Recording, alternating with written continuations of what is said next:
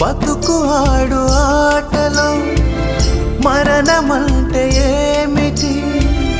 ఆటలోని అలుపు వంటి చిన్న మలుపులే జీవితాన్ని అందక జీవమెళ్ళిపోదులే,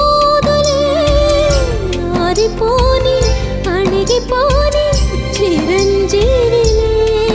తల నిండుగా శీసులే, ఇక నిండునా ఆశలే. యముని పాశమే బిగుసుకున్నను. మరణమన్నది మరల జననమే. నిండు నూరేళ్ల సావాసం